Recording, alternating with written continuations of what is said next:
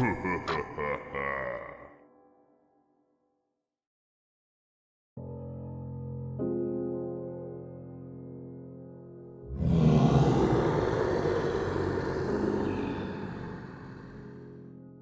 I got back to the game, I was getting very upset and confused. I thought about the way the monster looked at me. The game couldn't have heard what I said. That's impossible. It had to be a random occurrence. But why did it happen precisely at the moment I insulted the monster? Nothing about this game made any sense. The new Godzilla monsters, the weird replacement monsters, out-of-place imagery like the green temples, the quiz levels, and the red monster chases? It didn't seem to add up in any kind of meaningful way.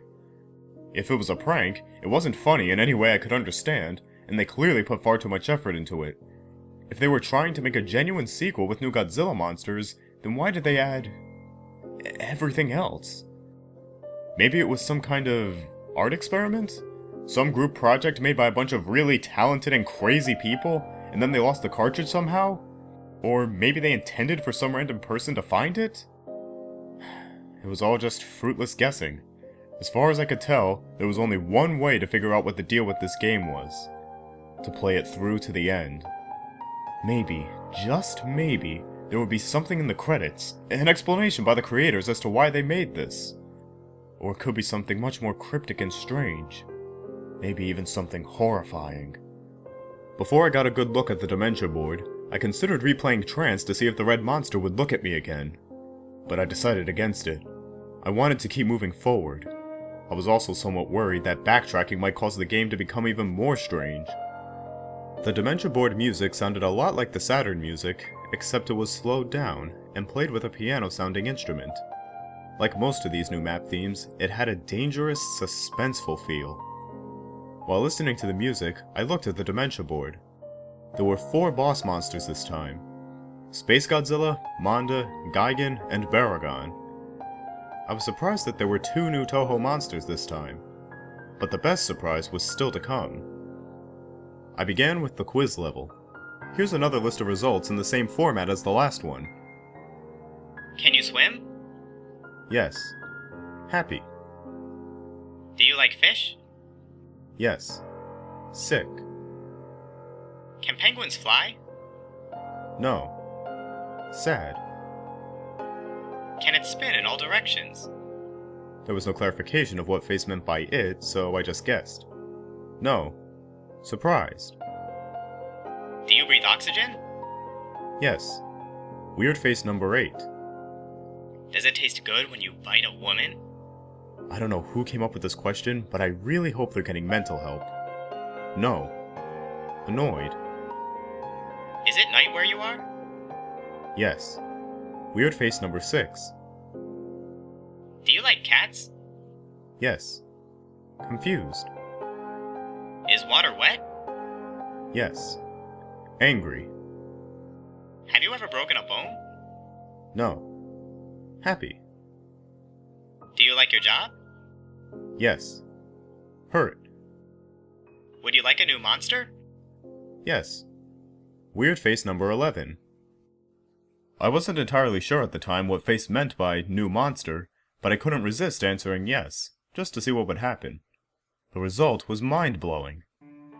The game took me back to the board and I had a new playable monster in the form of Anguirus. Ever since I was a kid, I always wanted to play as Anguirus, since he was my second favorite Godzilla monster. And plus I never liked Mothra all that much. I moved my new Anguirus piece over to the level right next to it, eager to test out my new monster. Before I get into the level description, I'll talk about Anguirus a bit. Using the up and down buttons, you could choose whether Anguirus stood in a bipedal stance or crawled around on all fours. It wasn't a huge difference, but being able to stand was helpful in boss fights, and crawling sometimes helped dodge obstacles and attacks. He could punch and kick like Godzilla, but didn't have a tail whip. Instead, he had something far more interesting. The ability to curl up into a spiked ball of death and roll around.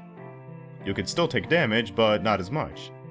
It was a good way of clearing out stage enemies, but unfortunately it would also drain the power bar. But the spiked ball wasn't his only special ability. When you pressed start, he would fire a beam of energy from his mouth. It resembled Titanosaurus' sonar attack, and if this were a hack, it might have been inspired by the roar attack from Atari's Godzilla fighting games. Also have noticed that when playing as Anguirus, the level meter gets glitched up. Judging by the life and power bar, I'd say he's on level 10. Now onto the level. As you might have guessed from the level icon, these levels are green palette swaps of the blue mountains. But what immediately caught my attention was the water, which had a transparency effect. Was that even possible for an NES game? I know the Super Nintendo could do it, but I had never seen a transparency effect in a game on an NES. The Green Mountains music was played with the same instrument as the Blue Mountains, but the melody was totally different. It was a very simple song with a lot of abrupt pauses, followed by a loud note every few seconds. Anyway, I went through the usual strolling through the level, and again there were no monsters or anything. But pretty soon, I had reached a cliff above the water. There was nowhere to go but into the water, so down I went. The water transparency made things a bit harder to see, but it was tolerable. After going underwater, I encountered two new enemies, a giant piranha and some kind of spiky bottom feeder thing. I liked the piranha because I could easily tell what it was. It was a sane enemy design that would appear in a real game, and there were very few enemies like this in this game.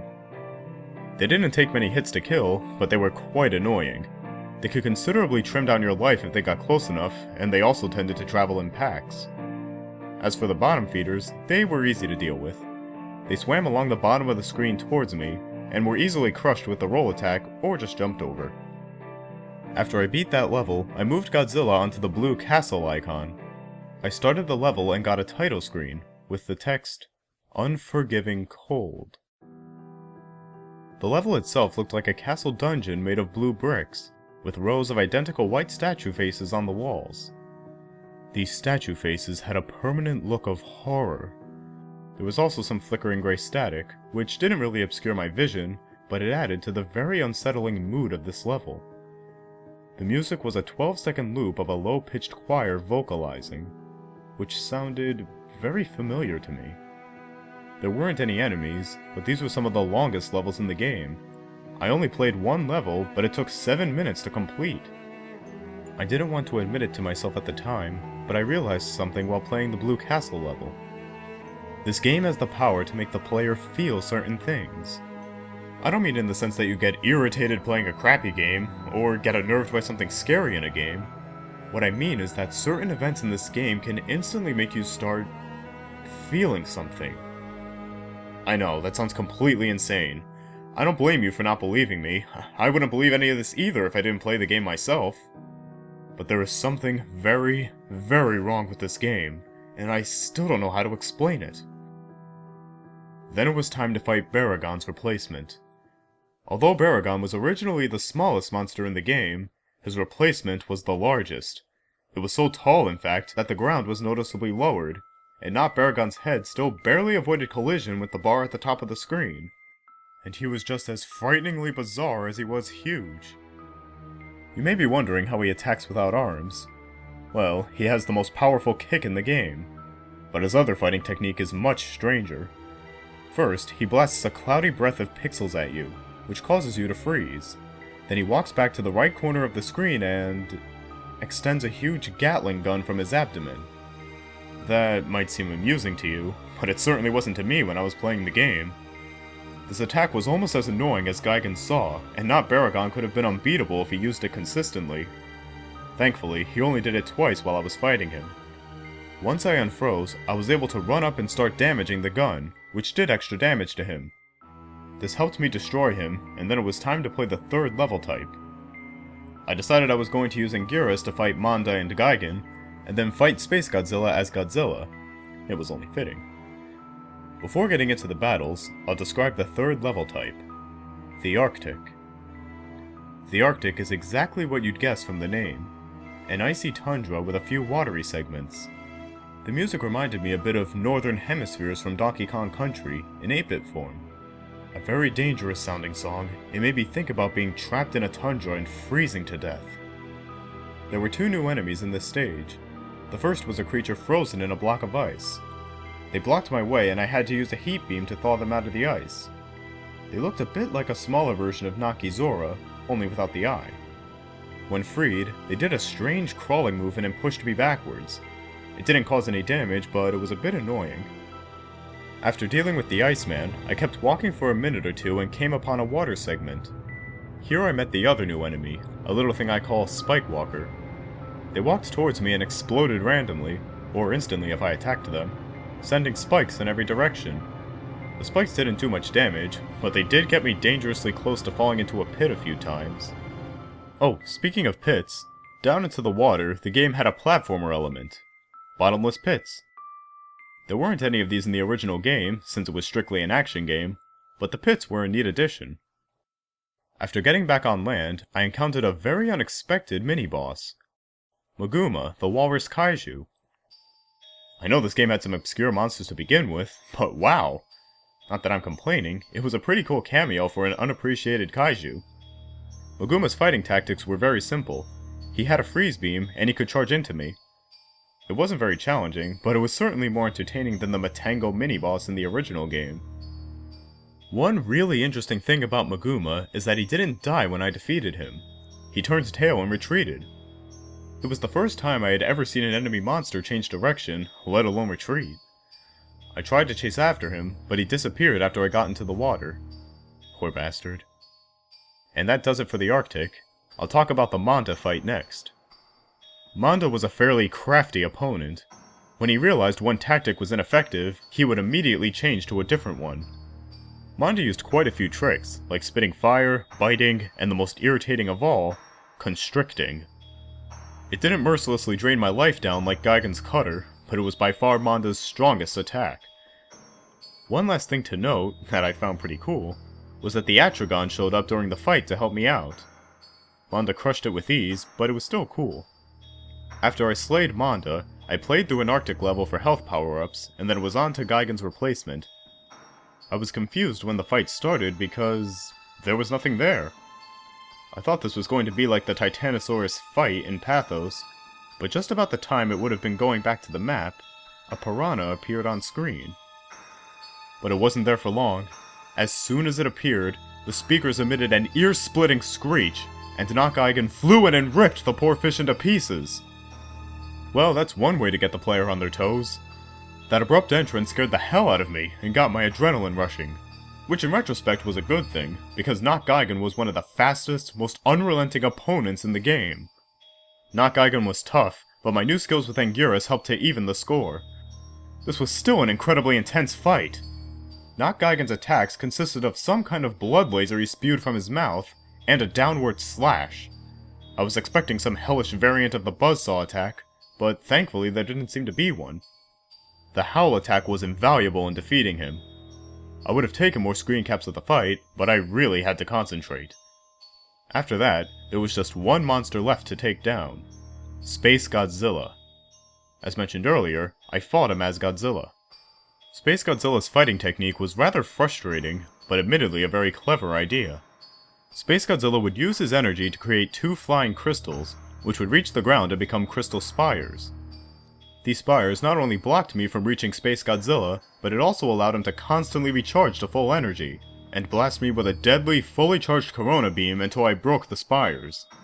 Space Godzilla would eventually drain his own spires of energy until they shattered, but if I waited for that to happen, I probably would have lost a lot of life. Heat beams actually seemed to re-energize the spires, so I had to use physical attacks. When I finally got close enough to hit Space Godzilla, he was no pushover. When I punched him, he hit me back just as hard. Space Godzilla did everything in his power to knock me back to the left corner of the screen, so we could create more spires. By the time this was over, I only had about 5 life bars left. But it didn't matter, because I didn't need to fight anymore. I needed to run. Here we go again. I decided right then that I really wanted to see the end of this game. As terrifying as these levels could sometimes be, I had to beat them to get through. I decided that no matter what happened, no matter what the game showed me, I was going to get to the end. And I also made sure not to say a damned word while playing a chase level from here on. For this chase I tried out Anguirus, since his roll attack allowed me to move faster than Godzilla or Mothra. The chase started off like the first two, except there was a river of blood below the ground. I was beginning to get the hang of it, and the extra speed from the roll helped me to get an edge on the red monster, especially since I didn't have to worry about a power limit, which allowed me to roll endlessly. Like the previous levels with water, the ground inevitably reached a stop, so I rolled off into the blood. To my surprise, the hell beast didn't follow after me. It just stopped at the edge of the ground and grimaced. I guess it can't swim, I thought to myself. So I went under and continued moving. There wasn't anything around, but I knew something was up. The chase wasn't going to end that easily, would it? Surely something else had to show up. And sure enough, I heard the bellowing roar, sounding slightly different. The monster was chasing after me in a new aquatic body! I had no idea it was a shapeshifter. After it reappeared, the chase started to get into the difficulty I had expected. Being in the blood slowed me down, putting me and the beast at about the same speed. The only thing that would keep me alive was fast thinking and reflexes. I encountered some bottomless pits, in which mines floated up from. I assumed that if I hit one, I would take damage and get knocked back. Considering how fast the red monster was swimming, hitting the mines would be instant death, so I went through great effort to avoid them. But that wasn't all I had to be wary of. Halfway through the chase, the hell beast revealed yet another surprise. A tentacle formed of intestine and tipped with a clawed set of jaws burst from its mouth, trying to pull me in and devour me. I only barely avoided both the tentacle and the mines, but I could tell the beast was getting desperate, because the chase was nearly over. About a minute later, I had spotted a bit of ground that served as an exit. I leaped with all the might I could muster. The beast screamed with rage and jumped out of the blood river in one last attempt to drag me down. But I escaped its grasp. This time. I fell back on my bed and took a deep breath, satisfied with yet another successful escape. Now I was headed to the fifth world. Entropy.